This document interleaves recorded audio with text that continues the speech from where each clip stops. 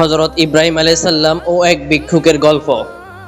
একবার হযরত ইব্রাহিম আলাইহিস সালাম এর নিকট এক ভিক্ষুক আসলো। তো তিনি ভিক্ষুককে খাবার দিলেন এবং বললেন যে বিসমিল্লাহ বলে শুরু করো। ভিক্ষুকটি বলল, বিসমিল্লাহ বলবো কেন? আমি তো আল্লাহকে বিশ্বাস করি না।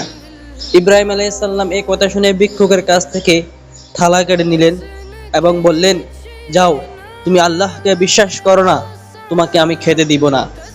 ভিক্ষুক ঘরের দরজা থেকে বেরিয়েছে মাত্র আল্লাহ তাআলা তৎক্ষণাৎ ইব্রাহিম আলাইহিস সালামের উপর ওহী নাজিল করলেন, হে ইব্রাহিম, সে আমাকে বিশ্বাস করে না, সেটা তার আর আমার মধ্যকার ব্যাপার।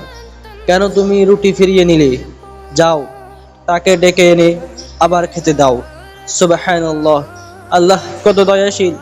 যারা ঈমান এনেছে এবং আমল করে তার প্রতি আল্লাহর দয়া কেমন হবে একটু ভেবে দেখুন। এক রাখাল যুবক একদিন একটি খুব সুন্দর যুবতী মেয়েকে দেখলো। মেয়েটিকে রাখাল বিয়ের প্রস্তাব দিল। মেয়েটি রাজি হয়ে গেল। তারা দুজন মিলে গেল কাজীর কাছে বিয়ে পড়ানোর জন্য। কাজী মেয়েটিকে দেখেই নিজের পছন্দ করে ফেললো এবং বলল, ও তো রাখাল, আমি তোমাকে বিয়ে করব। এতে রাখাল ও কাজীর মধ্যে ঝগড়া লেগে গেল।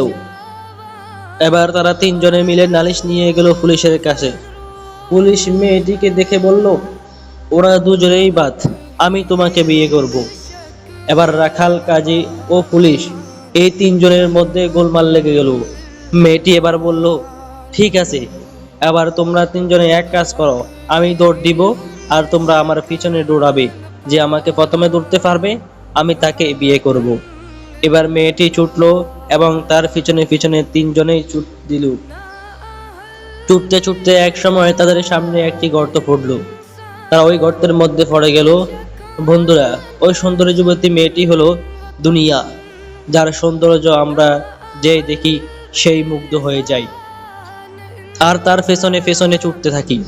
কিন্তু ছুটতে ছুটতে এক সময় আমাদের সামনেও কবরের গর্ত এসে যায় আর আমরা ওই গর্তে পড়ে যাই আর দুনিয়া আমাদের হাত ছাড়াই রয়ে যায়। আল্লাহ তাআলা আমাদের সবাইকে দুনিয়ার লোভ ছেড়ে আখিরাতের লোভী হওয়ার তৌফিক দান করুক। আমিন।